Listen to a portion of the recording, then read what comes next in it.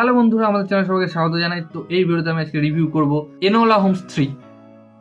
তো চলো না সময় নষ্ট করে ভিডিওটি শুরু করা যাক।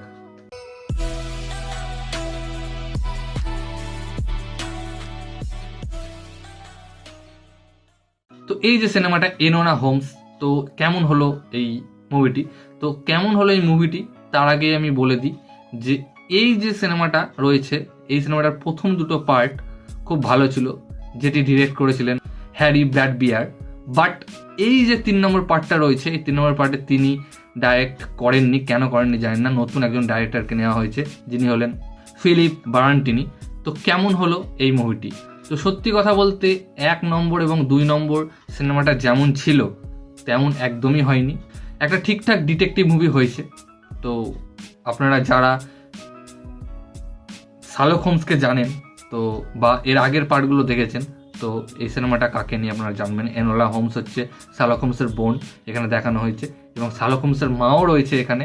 যারা এর আগের দুটো পার্ট দেখেছেন তারা হয়তো জানবেন, যারা জানেন না তাদের জন্য বলে দিলাম। তো একটা ঠিকঠাক স্টোরি লাইন ছিল, খুব আহামরি কিছু ছিল না।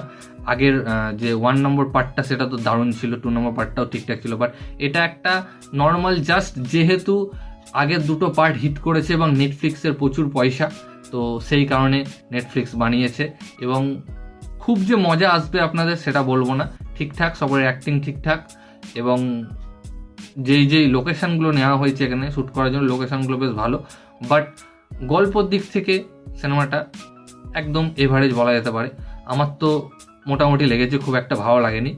তবে আপনারা যদি এর ফ্র্যাঞ্চাইজ আগের দুটো পার্ট দেখে থাকেন তাহলে সেই অনুযায়ী বা তাকে নির্দেশ করে, সেই পার্ট দুটোকে নির্দেশ করে আপনারা দেখতে পারেন। যদি মনে করেন যে আমরা ডাইরেক্ট 3 নম্বর পার্ট দেখবো, তো না, আপনি ক্যারেক্টারগুলো একদম বুঝতে পারবেন না, কারণ আপনাকে এই 3 নম্বর পার্ট দেখতে হলে আগের দুটো পার্ট অবশ্যই দেখতে হবে, কারণ ক্যারেক্টারগুলো বোঝার ব্যাপার আছে, অনেক রেফারেন্স রয়েছে, সেগুলো আপনি বুঝতে পারবেন না কোথা থেকে এলো। এবং যদি ক্যারেক্টারগুলো অ্যাক্টিং নিয়ে কথা বলি, অ্যাক্টিং মোটামুটি, খুব আহামরি কিছু নেই, ঠিকঠাক অ্যাক্টিং রয়েছে। এবং এই সিনেমায় যে ধরনের অ্যাকশন রয়েছে, অ্যাকশনও ঠিকঠাক বলবো। আর থ্রিলিং মুভমেন্ট খুবই কম রয়েছে, থ্রিলিং মুভমেন্ট আর একটু থাকলে ভালো হতো। এবং এটা একটা স্পয়লার হয়ে যেতে পারে, আপনারা এই পার্টটা হয়তো না দেখে থাকলে কেটে দেবেন। 2 নম্বর পার্টে যে ভিলেন ছিল, 3 নম্বর পার্টেও সে ভিলেন রয়েছে। তো ভিলেনটা যদি আরেকটু জোরদার হতো তো বেশ ভালো লাগতো। তো তাছাড়া এই সিনেমায় তেমন কিছু নেই, আপনারা দেখতে পারেন টাইম পাসের জন্য, নেটফ্লিক্সে অ্যাভেলেবল রয়েছে, হিন্দিতেই রয়েছে। তো এই ভিডিওটা এতটুকুই গাইজ। ভিডিওটি ভালো লাগলে অবশ্যই ভিডিওকে লাইক, কমেন্ট, শেয়ার এবং চ্যানেলটিকে সাবস্ক্রাইব করুন। আমাকে ইনস্টাগ্রামে ফলো করতে পারেন, লিঙ্ক এবং ডিসক্রিপশন দিয়ে দেবো ভিডিওটি দেখার জন্য। থ্যাংক ইউ, ধন্যবাদ।